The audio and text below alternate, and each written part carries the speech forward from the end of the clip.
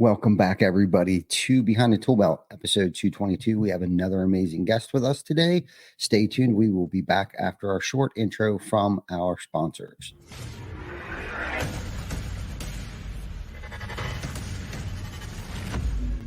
TC Packer. Roofing, siding, windows, gutters, solar. Roofing, siding, windows, gutters, solar. TC Packer.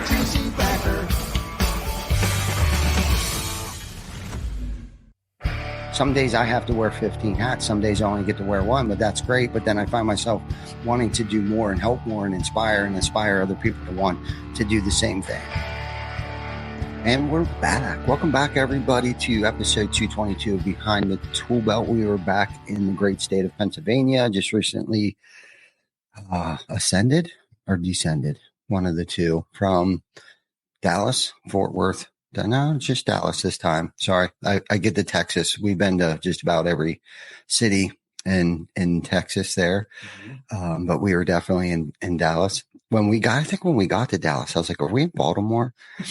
At the airport there, was getting confused there because we were flying around and actually got to spend a day and a half with my friend William in Utah prior to us going to Dallas. We attended the RoofCon Road. On the road, what is it? Road to RoofCon. Road to RoofCon with my friend William and Diego and Erica and the whole crew from RoofCon Revolt and all those guys. So William, my friend William Stewart with RoofCon Revolt, probably wearing many hats over there. How the hell are you, buddy? Yeah, man, I wear a lot of hats. So I'm doing good. How about you? I'm fantastic, man. I was gonna, what's funny is. So I think it was 2 weeks ago. I asked Vic a really stupid question. I said to him, I was like, Vic, when is this not going to be so uncomfortable? And he looked at me and he threw one back at me that I've used on him before. And he said, never. And so that meant suck it up, buttercup. And, if I had to choose a week that we weren't going to do the podcast, and by no means not because of you being on the show, but just of being tired, fatigued, worn out from being on the road, this would have been definitely one of the weeks. But I think the difference between success and unsuccessful is that you do things, especially when you don't want to do them. And I feel like that's why this podcast has been as successful, is because of the consistency. We haven't missed a Wednesday, and I sure as hell wasn't going to miss it for William Stewart. So that's how the hell I'm doing. Yeah. That's funny. We actually just had a sales meeting yesterday where we were talking about, what is your ideal work environment? Like, how do you want to feel every day when you go to work? And everybody says, oh, stress-free, happy, the typical like positive things. I was just like, well, I like stress. I want to be stressed every day at work because that means I'm getting stuff done and I'm being productive and I'm growing. Mm-hmm. For sure. If it was comfortable, there would be no success there. Success doesn't happen in the comfort zone. It definitely happens outside the comfort zone. And why I was feeling, I guess, uncomfortable at that time was there was a lot going on. The last week and a half, I was asked to be like a speaker on Eric O's culture biweekly call. So he had asked me to come in and that stuff still gets me nervous because I want to make sure I articulate a message to those, that are listening and that I can educate them and make them feel inspired and aspire them to do great things. Right. And then somewhere in the mix, Diego reached out to me and asked me to come out to Utah and speak with you guys out there. So I was like, oh shit.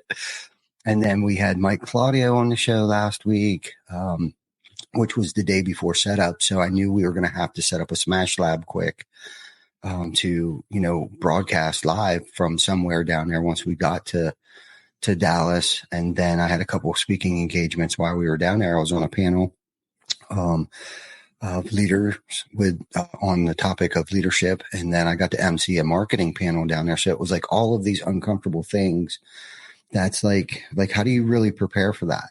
You know what I mean? Kind of like we were talking about before the show here. It was like, we weren't really prepared, for it. I mean, I guess we could have gotten prepared, but this is what we do. We're professionals, right? We coach, we train, we mentor, we inspire people, and that there's not much to prepare for that other than from our past, experiences, the things that we've gone through, right? Is what our preparation is whether we knew it or not, we've been preparing for this moment, for this opportunity to, get on a podcast and articulate hopefully a message that other people can resonate with, and that they feel aspire to go out and make an impact on other people's lives. Right. I guess that's, if I had to sum it up. So our past experiences have prepared us for this. So that was our readiness. Yeah. Couldn't have said it better. I mean, that's how it always is. I feel like if growing and preparing are two different things. If you try to prepare for something, it can almost come across as fake, like I'm trying to make you think I'm somebody that I'm not actually day to day. But if you're growing, it's just who you are. Then you can just kind of hop on anything, whenever. And that's who you are. I love that. So William, let's get into a little bit of your background. So leading up to, the roofing industry, have you always been in the roofing industry? Have you been in sales? Like, give us probably the past 5 years of your career that led you to where you're at now. Okay. So, well, really, I guess if you look at it that way, my career's probably only been 5 years, to be honest. 5 years ago, I was 19. So I was playing Division I football at Coastal Carolina 5 years ago. I mean, I grew up in the roofing industry, construction, all that, here in Myrtle Beach. My dad's a roofing contractor, but he's a general contractor as well. My granddad, he was one of the biggest contractors in Myrtle Beach, back when like Hugo came through, owned one of the supply yards, all that stuff. So I grew up in the industry, but it was, I guess, coming out of college and football and stuff, I thought athletics and, like the health science field was what I wanted to do. That kind of changed. I did physical therapy for a little bit, but I found out doctors don't make what you think they make, right? So I ended up just kind of helping my dad out, got into sales, working, I started, banging hammers and nails and stuff and shoveling dirt, doing all the grunt work as a kid.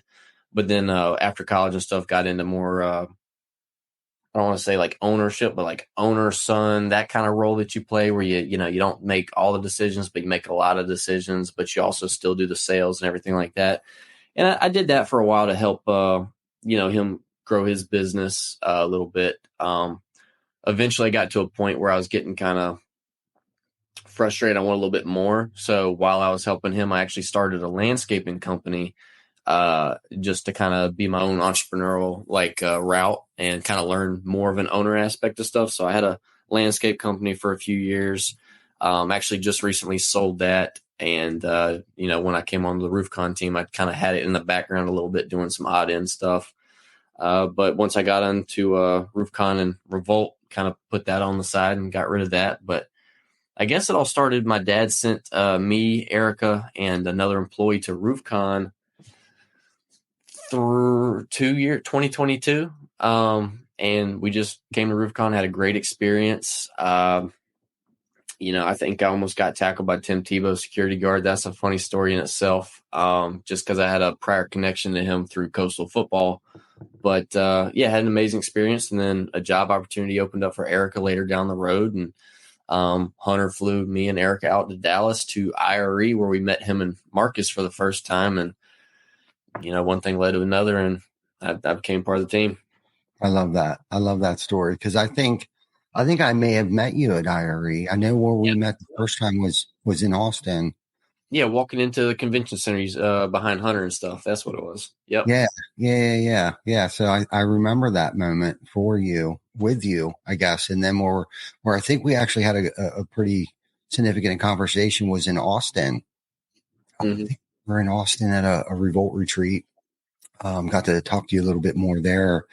And got to pick your brain a little bit about like where you came from a little bit. Cause, I don't think I remembered. I don't know if that was before or after IRE, but I remember I was actually still part of the Revolt team at that point. I mean, I still help out Revolt now, but I definitely think I was still part of the Revolt team of that. Yeah. I've grown a lot, definitely. I was kind of, in meeting all these guys and stuff, especially being kind of Hunter's guest, I guess, more or less, even though I was employee friend. I actually refused to work for Hunter for a while. I was just like, I didn't want to, cross that path working with my wife and stuff in the same thing, just to kind of butt heads and stuff. But no, it was a great thing. But now I was kind of like, I guess, shy and kind of to myself. So I didn't talk to all you guys as much as I wish I would have taken advantage of. But no, definitely glad to met all y'all and be here. Yeah, hindsight's always 2020, but you're here now, and that's really all that matters. So let's go back to your football, your stint in football there in college. Would you say that traveling and working or playing on a team atmosphere like that, do you think that you've been able to apply the things that your coach or your team had instilled in you back then? Do you apply any of that into your leadership role today? Oh, 100%. I think I probably had it a lot better than probably 90% of the country, if I had to say it that way. I had a short stint. I graduated a year early from college because I wanted to go for engineering originally, and they told me it was going to be 3 years at Coastal, 2 years at Clemson. So in my mind, that's 5 years for a 4-year degree.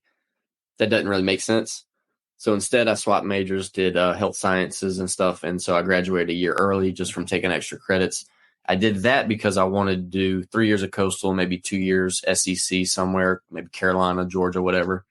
That didn't end up happening. But while I was at Coastal, not only did I play D1 football, but my head coach at the time when I came onto it was Joe Moglia. I don't know have you ever heard that name? I don't think so. So he started out, and I'm pretty sure he started his career out. He coached football. I think he was like the youngest high school coach in Delaware history or something. Then he got into finances. That was his whole degree. He worked at Merrill Lynch for a little while, but I know he ended up at TD Ameritrade, and he was the CEO there for like 20 some years. He took them from, I don't know, they ended up making his client assets there something like 280 million and grew it to some trillion, like in the trillions or something, like grew TD Ameritrade to what it is today, basically. Retired, and then he came to Coastal to coach football, where he, grew our program tremendously. But the fact that he was my head coach, but he was also like, this Fortune 500, CEO that just happened to coach football, I got to pick his brain throughout my entire year there, and he applied a lot of the stuff that he did while he was at TD Ameritrade to his football program and stuff like that. Like one of the things was he's got a patented slogan called BAM, right?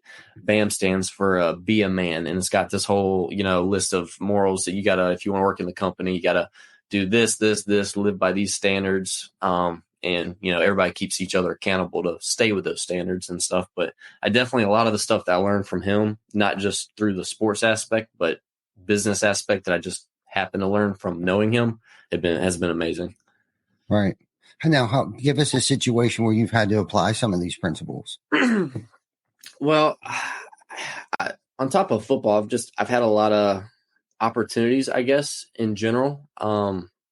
So I'm also an Eagle Scout, which so Hunter is also, Diego actually is too, and there's a few other things. But I hold probably the leadership I learned in Scouts more than college or anything, except for football. Football obviously definitely helped me out, but you just learn to where in situations where the younger guys coming up, no matter where you are, if you've been at a company a little bit longer, instead of thinking you're, high and mighty and stuff, you'll actually grow the team better by, saying like, okay, how do we help this guy figure it out? How do we include them and help them learn? Don't just think, okay, they're behind us, let me keep moving forward and they'll follow me. You got to reach that hand back and, show them the ropes to get where they need to go. Because if you help them grow, you'll kind of grow.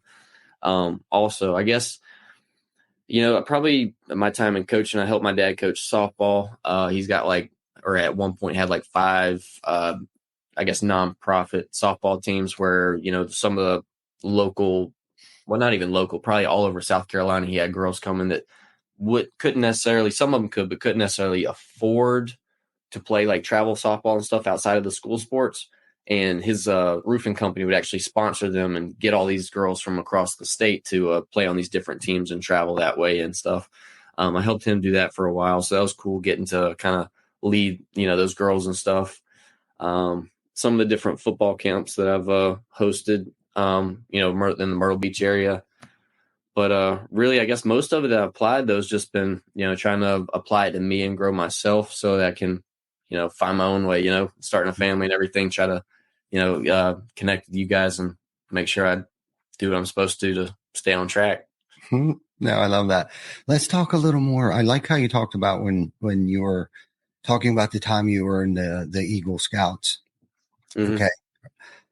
Where what I heard you say is basically no man, no woman left behind. Now, granted, I know there's probably only young men in the Eagle Scouts, but I needed to throw women in there too, because I was just thinking about how we can apply that to our life skills, whether it be at home with our families or at work with those around us. Right.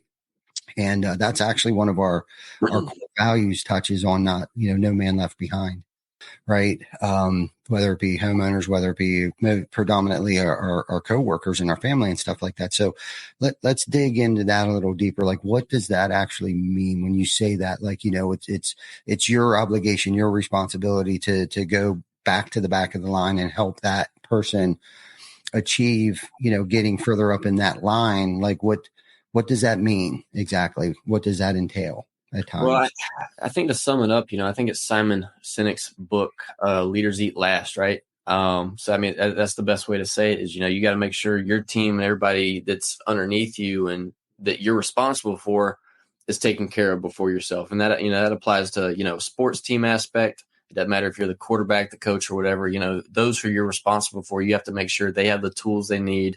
They're put in a position where they can succeed first. And inherently that'll happen to you too, whether that's your family too, if you're the husband, you're the breadwinner, you're the one that has to, bring in ends meet, each person in the family or team or whatever has their role. The kids come first, then your wife. And then once everybody's taken care of, then you can take care of yourself and worry about other stuff. But I think that applies to, sports teams, business, marriage, family, anything. That's just, you apply that aspect where you make sure everybody that you're responsible for is taken care of. Then, everything will fall in line when it's time, your turn to, reap the benefit. Yeah, no. And I like that. I think I just had a conversation about this yesterday with somebody I was on a call with. And I had actually brought up Simon Sinek, and one of our roles or what is, our role as a father or a leader or whatever, wherever it applies in both personal and professional, is that we're here to provide safety, and security, right? Like, and I know one of the biggest things that I pride myself in is creating a safe, secure atmosphere, like where everybody knows when they show up here that door is going to be open. They know every Friday that ACH is in the bank account, but it also goes much deeper than that, right? Like, when things are falling behind, jumping in the trenches with your team and helping them pick up the pace, or helping them figure things out and not being afraid to get my hands dirty, right? Like during COVID, things got real weird here in the state of Pennsylvania, and some people chose to stay home.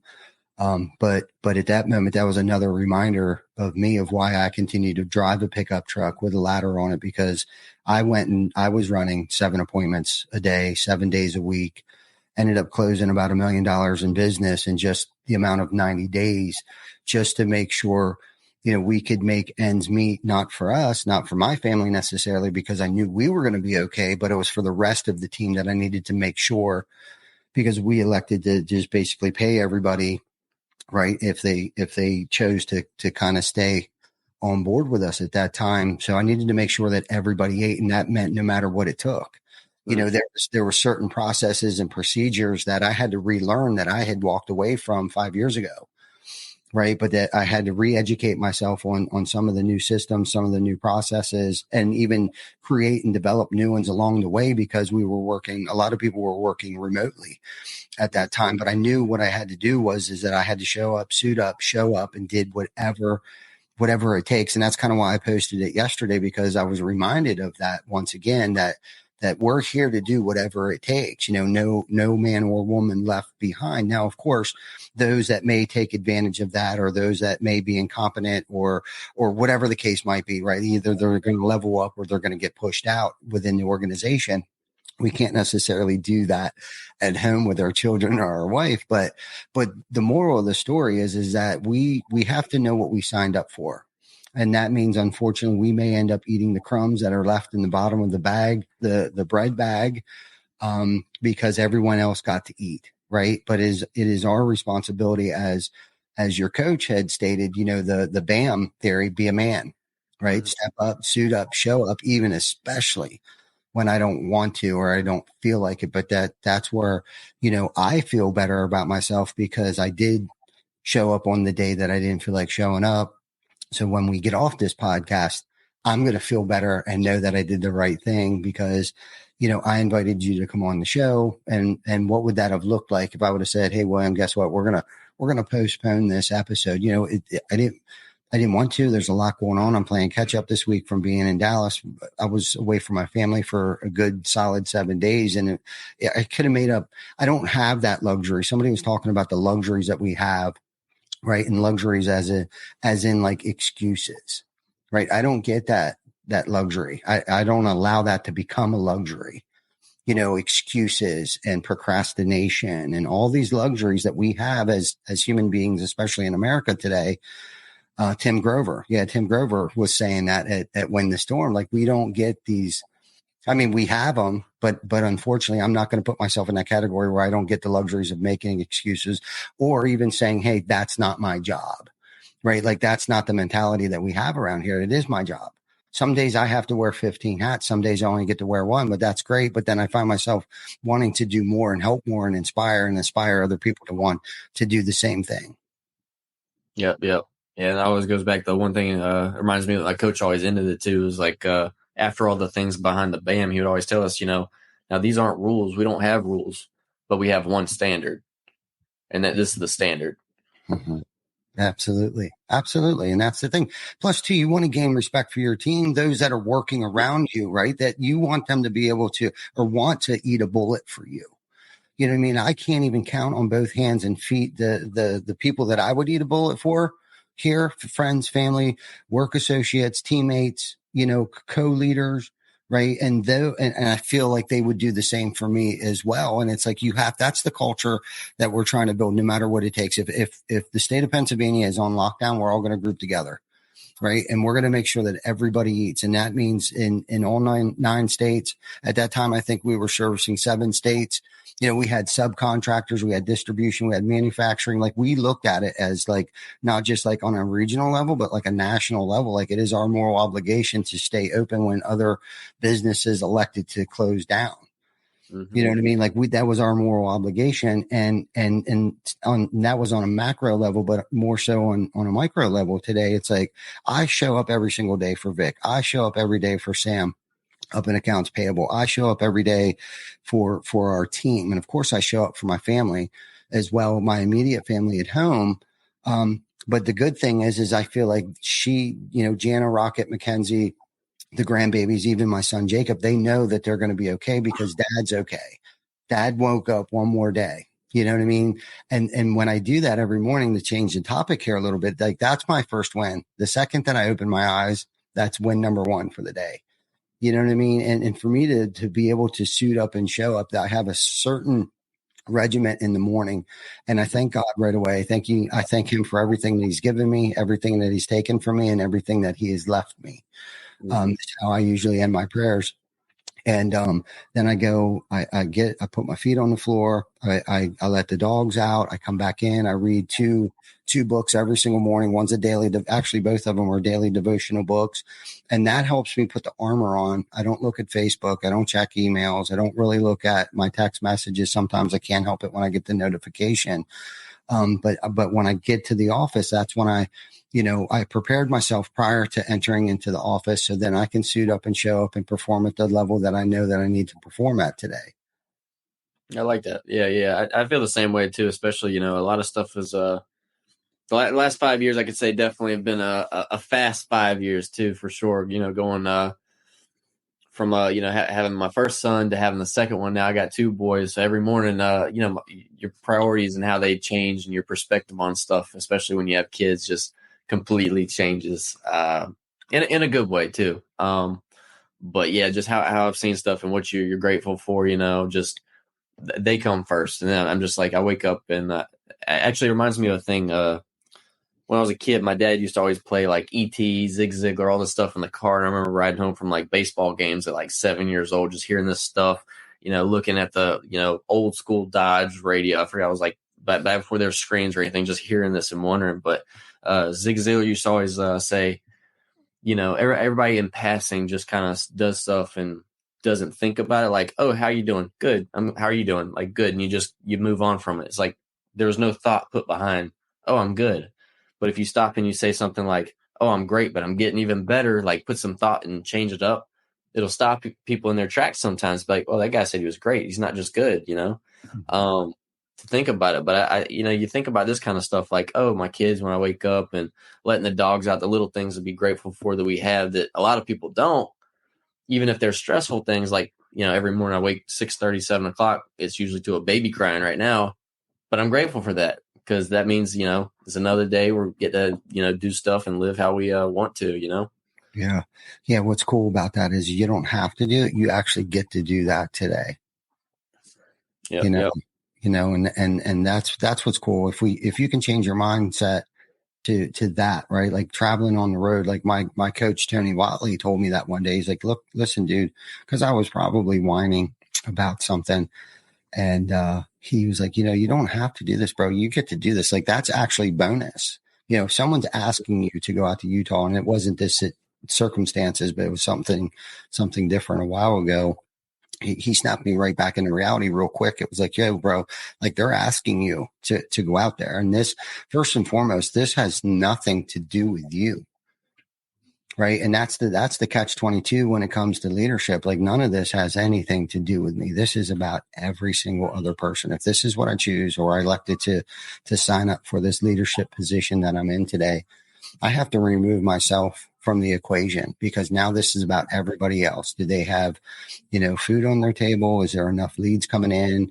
Is there, whatever the case might be, whatever that is, it is my job but the cool thing about that is to be able to surround yourself around people, at some point in time, and I kind of chuckle with this. That, what's cool is that I don't have to make all the decisions today. I ask my team, what do you think about this? Or you decide. That's probably two of the most powerful words. I heard Craig Groeschel say that on a podcast. I don't know how long ago that was, but he said two of the most powerful words that you could, ever say to someone on your team is that you decide. And that's where that sense of empowerment, that sense of ownership comes in. Into play, where now they have ownership, and it's like, oh man, he's going to trust me to make this decision. Right. And then not take it away from them. That's probably the hard part about leadership is like, okay, it's easy to say to delegate, once I delegate something to somebody, but then I have to make sure that I don't go storming right back into the room and yank it from them or critique how they did it, because just because they did it a different way doesn't necessarily mean it isn't going to work. And if I can learn to pull the cotton out of my ears and put it in my mouth, I might actually be able to learn something from them. Mm-hmm. Right. Because my mission was to hire smart people. Right. So now I need to allow smart people to do smart stuff. Right. So I can't take that authority or that ownership away from them. And I think that's probably one of the biggest lessons I've learned over the years. And I'm not by no means perfect at that. I still have bad days. I still behave poorly. I still make mistakes, but that's where empathy has to come into play. So when they make mistakes, I have to empathize with that, because, through those mistakes, trials and errors, ebbs and flows, that's where I gained my experience. Right. And without our team making mistakes, I hope they don't, but they're gonna, and I have to become calloused to that, right? That they're going to make mistakes, and hopefully it's not too costly, which usually isn't. And usually it's never as bad as we think it is. We tend to make it worse, right? Being in a leadership position, like we'll blow it out of proportion or whatever the case might be. But without those mistakes, they can't gain the knowledge or the experience that I had the luxury of gaining 15, 20 years ago. Right. And keeping my mouth shut. Even if I see them traveling down the wrong path, I have to keep my mouth shut and let them travel down that path. But I'm not holding my breath that they're going to fail. I'm actually curious to see if it's going to work. Mm-hmm. Maybe there is another way that I didn't know about. So let's see how this unfolds. You know what I mean? I think I'm like kind of tiptoeing myself, at the point I'm at in my career, I feel like it's advancing really quickly, but there's a lot more to come. I just don't know what it is, but you got to find that mark on the throttle, where it's like, you don't want to be too safe on it where you're not growing, but you don't want to be too far back on it where you could just throw everything to shit. You got to just push the boundaries just enough to where you learn, but it's manageable. Yeah, absolutely. And if you can create an atmosphere where people aren't going to get in trouble or scolded or reprimanded in some way, right? So they're more freely to think on their own, right? And they know that, okay, I'm willing to take a little gamble on myself here and make a decision, step outside the comfort zone here and make a decision and feel confident and comfortable enough that if this is the wrong decision that I've made, that we're all going to pull together as a team and find the resolution for it. And we're all going to learn from this and gain and grow. Do I keep throwing thumbs up there? So it keeps throwing thumbs up. Sorry about that. I know. It didn't do it for me, apparently. I was hoping it was other people doing it, not me, but it must have been me. Of course, now it won't do it because I'm trying it. But yeah, no, that's cool. You mentioned something earlier, man, that's funny because I actually did write this down as a question that I wanted to ask you is, how is it working with your significant other and how do you guys maintain a level of work-life balance? It's easy and it's hard. At first, so Erica originally, when we went out to Dallas the first time we met, it was because she just took the job with Hunter to work with roofing.com.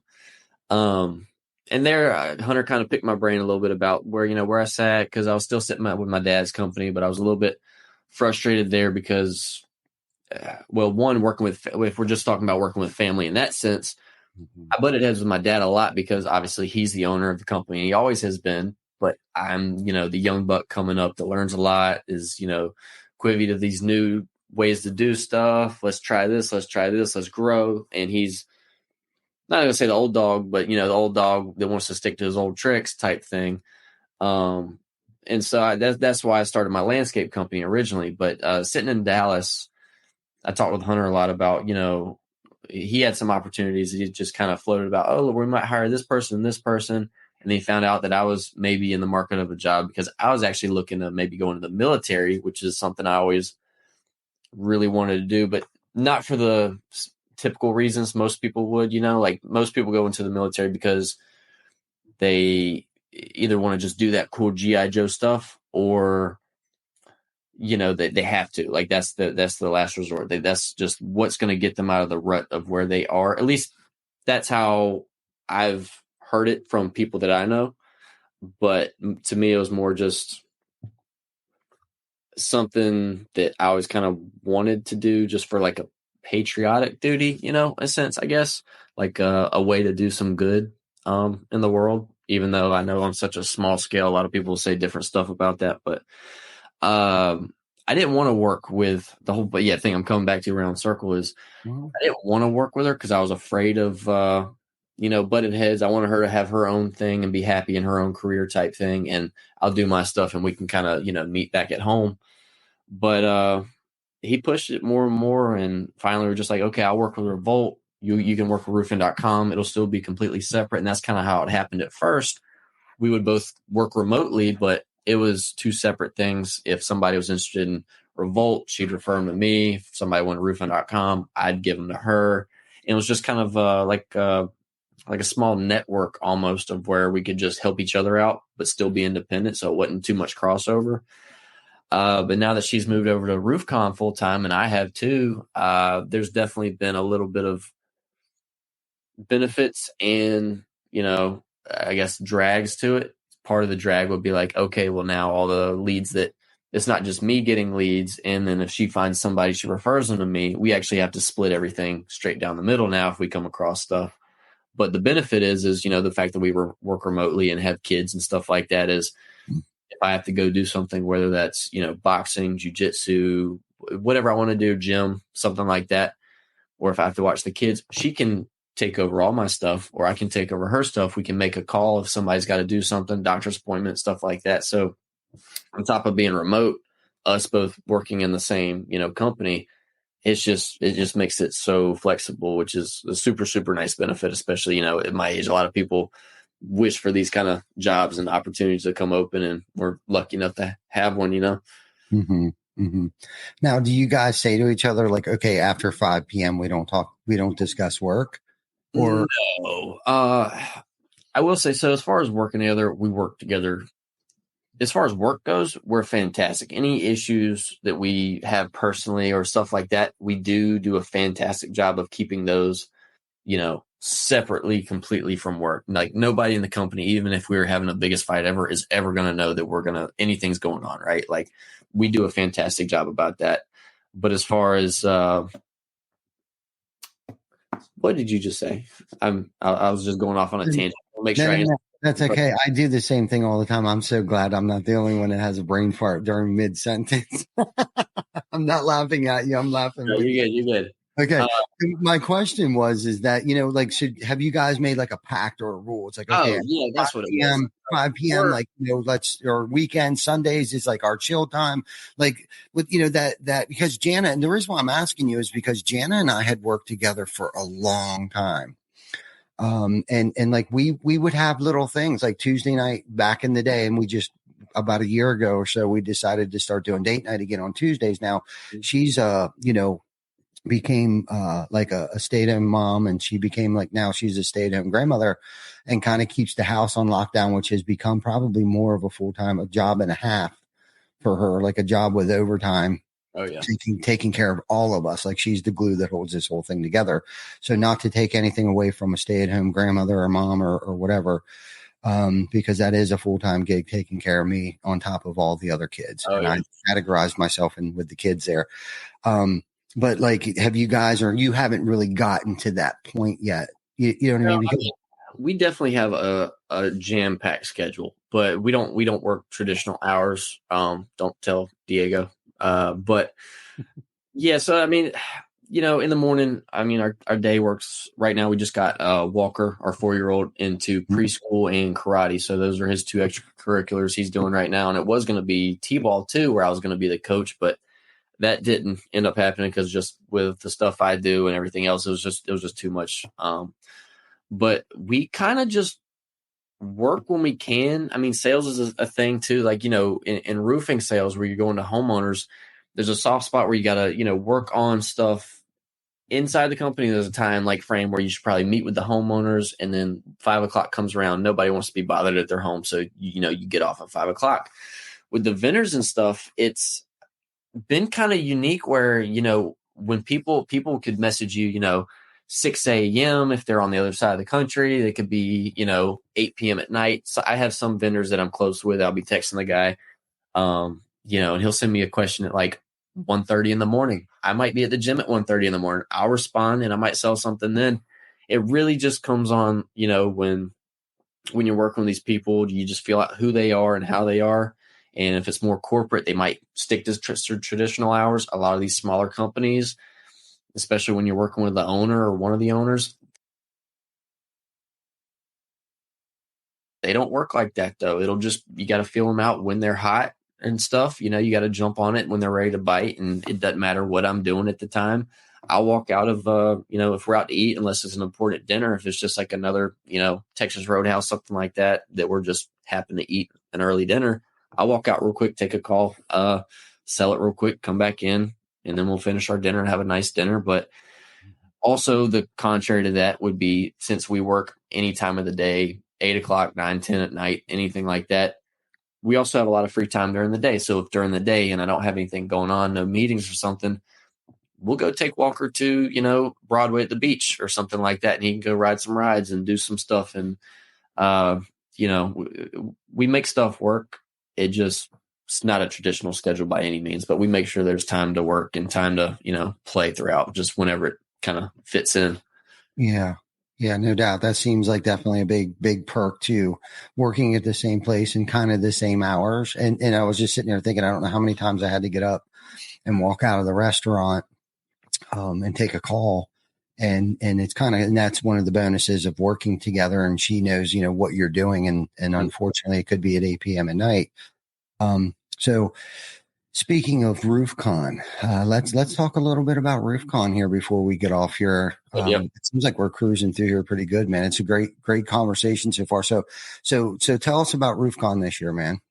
Excited. Last year was a fantastic year. We were coming off a shaky year the year prior, which was actually my first year going, which I thought was fantastic. So I didn't know anything was kind of going up, but Last year was a great year. So coming off that year to this year, we've had a lot of perks as far as being able to set this year up better. We already, I forget the exact percentage, but we have a lot of space already filled that usually takes, half a year to get to. So we're filling up quick this year, have a lot of good vendors and a lot of new vendors too, to change it up. We do have, I can't say who, I think Diego might kill me, but we do have some really cool speakers already lined up. Ticket prices have remained the same this year. The only ticket I think that they added on is a ticket that allows the expo's free again. But if you want the expo and access to the breakout sessions, we added a ticket for that as well. So that's that option also this year. Other than that, though, I mean, it's October 23rd through 25th. We got 2 more shows that are single day events leading up to RoofCon. It's going to be in Dallas and then Cincinnati. Dallas is going to be called Breaking Into Commercial. And then Cincinnati is going to be mastering the insurance process. So those are going to be 2 single day events that we do that are going to be really beneficial to kind of break out to other parts of the country, also get different geographical interest, because I know the last couple of years has been Orlando. So doing Salt Lake, Cincinnati, Dallas and stuff, definitely we'll try to bring in that audience from those other places for sure. And then I think next year we're working on maybe going to Nashville too. So that'll be a change of pace there. But this year it is Orlando again. I love that. And I like Orange County Convention Center. We know it well because we've been a vendor. I think this will be our 3rd year coming up, 4th. I think we've gone to 4 of them total. I think the first year we went, I don't remember, 4 or 5 years ago, I think was our first RoofCon. We took the team the first 2 years, I think. And then the past 3 years, we've actually set up behind the tool belt. This will be the 3rd year that we set up behind the tool belt. And I know we really look forward to it, especially taking a lot of our team down there with us because of what we gain and get out of it. And to share what I've got to experience with my team like that, because this is kind of where it all, started, when we went down to this, Jana and myself went on like this, this real big self-improvement quick kick, stepped it up to a whole nother level. And then when we went to RoofCon, we saw, it was like Ed Milet, John Maxwell, and the Iron Cowboy and people like that, but not just that, but the conversations that we had with other contractors on the expo floor, and how open and transparent everybody was, because it was so cool. Even if I didn't really necessarily run into anybody that was in our local market. But to just run into contractors from all over the country and be able to have a conversation with them and ask them questions and have them open up so freely to me. And then also vice versa, I'd open up freely to them. Like, yeah, we're in mostly a retail market. And, at that time and, they would, of course, everybody, there's this big debate, retail over insurance work like that. And we dabble with both now. But my first RoofCon, we weren't necessarily, a storm would come through. And I think the insurance companies were a little more laxed up in the north than they are down south. But anyhow, it's been a great experience. And everybody that goes each year comes back, and we kind of have like a little powwow, whether it's on the plane or at the airport or when we get back, of like, what nuggets everybody brought back and how they're going to apply them moving forward into, whether it be their personal or their professional life. And that's what's super cool about RoofCon. Okay, is that it's not just for necessarily business owners. I mean, predominantly it pertains to the roofing industry, but there's so many good other personal development things that you take away from it after you leave there. Like, you're just not the same human being anymore. Like, once you experience that 2 or 3 day event, it's like you just come home a different person. Oh yeah. And I think I said too about all the, companies are kind of there, like RoofCon definitely. Even like Revolt too, which kind of had some, overlap too, is, meeting guys like, Gary Chapman was super awesome, especially at the couples retreat. And then I think honestly, the most impactful person I've had the opportunity to meet through the companies though was probably, I wouldn't say most impactful, but I'll say most impactful because of what it's led to is the guy Chandler, what's his last name? I can't think of his last name. Yeah, I can't remember. .com. Those Chandler that you know what I'm talking about, because I've actually almost finished my book. I just sent it off to a content editor earlier this week to work on it. So I'm actually really excited about that. They get finished up. Cool. Congratulations on that. So to change gears here a little bit, have I heard rumors of a podcast maybe coming back? Yeah.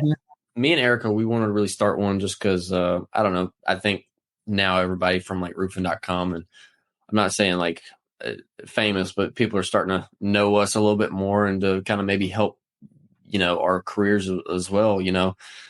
We want to start some kind of podcast or, to have some kind of outreach, offer some kind of content, something like that to just reach a larger audience. And I think Diego, wearing as many hats as he's wearing, wanted some help out with the Rise Above show as well. So I think he was trying to find out some kind of middle ground where we maybe take over that show a little bit too and start hosting some of the things, especially leading up to RoofCon, to promote some of the vendors and, some other speakers. Yeah.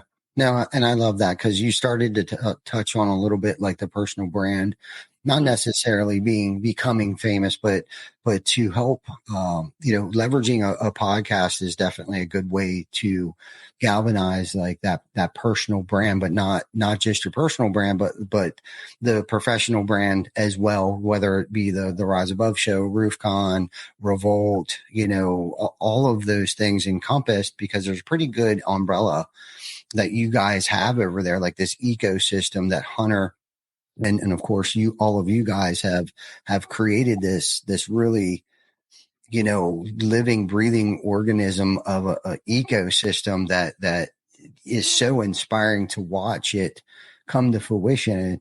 And if you can help like broadcast, like, hey, we're going to be here, or these speakers are going to be there, or this is what we're working on now, it has become a great platform for Vic and myself and Chris Baker and those who have and still continue to support Behind the Tool Belt, because it didn't start with me. It started with me, Chris Baker, and Shane DeGarry. I just wanted to give those guys a quick plug, but it gives you a platform to, articulate that message or promote whatever it was. And this started out, and people who are on here listening right now have heard this story 100 times, but this started for us to promote a local charitable event in our area up here. And we've just continued to do it and found that, this is a cool way where we can share our experience, strength, and hope with people. And over time, it's created like this personal brand so very unintentionally. But knowing what I know about podcast and personal brand, I had no idea what it was really necessarily 4.5 years ago when we started this. I mean, I knew what personal brand was, but really didn't have any idea or what direction to go in until I started to surround myself around people like you and Hunter and Diego and Erico, and started to educate myself more on the literature that was available to me, reading books and stuff, listening to podcasts and stuff like that. And here we are where we have a podcast, right? And what an awesome platform for anybody doing in any industry to create a podcast. But I'm going to tell you the hardest part about it is staying continuous with it, staying, I can't think of the freaking word. Consistent.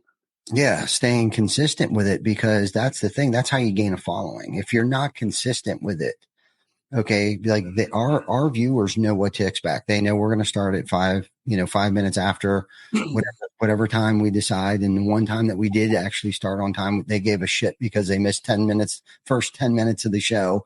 Yeah. But that shows you how powerful consistency is. Right. We intentionally now wait till 5 after 12. We just recently, a couple months ago, switched to 12 o'clock just to jazz things up, to change things up a little bit. Now we have our Wednesday nights back that, this podcast has held us hostage, not just us, but our families too. Wednesday nights we couldn't go out to dinner. Wednesday nights there was a whole lot of things we couldn't do come Wednesday night because, it held us hostage, and it's a sacrifice. If you're going to do it, go all in. You know what I mean? You have to be consistent. And that's just another great example of staying consistent in every aspect, in every facet of your life. It's funny you say that too, because I'm running the same situation right now where the jiu-jitsu classes I've been doing, they're usually at 6:00 every night. Mm-hmm. And I've been having to switch those up for the 12:00 classes, which doesn't always work out. But by doing the 12:00, I'm able to be home for dinner and help out with the kids and stuff at nighttime, especially when the kids are going down. But, when they were always at 6 and I had to miss, Monday, Wednesday, Friday, or whatever it was, it started to be a burden to an extent, especially on Erica, and I had to kind of rearrange some of that. But definitely agree right there. Yeah, no, I love that. I love that. Before we get off here, what is something that you want to leave our listeners or viewers with, a little golden nugget before we get off here? I'm going to leave it with this, I guess, is just because I heard it earlier today and I agree with it. I think this week and every week, try to do at least 2 kind things for people every week and get consistent in that. I think we do that might make some big changes in the world. But yeah, other than that, I mean, for RoofCon especially, I got a discount code for anybody listening that wants to grab their tickets early. If you want 50% off tickets, you could type in Will50 in the discount code. That's WILL 50. And I'll give you 50% off. Nice. Now, if somebody wanted to reach out to you, what's the easiest way they can contact you? Best way to contact me probably be we're busy people, probably be text. My number is 843-467-6025. You can try calling me, leave a voicemail, or if you want to reach out to me via email, that'd be great too. My email is william@roofcon.com. Awesome. And then is there a website where they would put the code William50? So if you just go to roofcon.com, it'll take you to the website. Just click the drop down bar to secure my seat, and you'll have your ticket options there to secure your seat. Or if you're a vendor, there'll be a link there to go to the vendor page. Fantastic. We'll make sure that we get your contact information put in the comments here. And as always, we appreciate our viewers and listeners checking in with us at this lunchtime hour. But don't forget to like, love, share, subscribe to our YouTube channel, our Facebook page, Google Play, Apple, and Spotify as of now. So you guys have a great day, the rest of your day. William, thank you so much for coming on the show, man. It was a blast. You are a fountain of knowledge. So thank you for what you're doing, and thank you for what you're doing for our industry. You and Erica over there are crushing it. And I hope to stay in touch with you guys. And you guys have a great afternoon, and thank you for tuning in.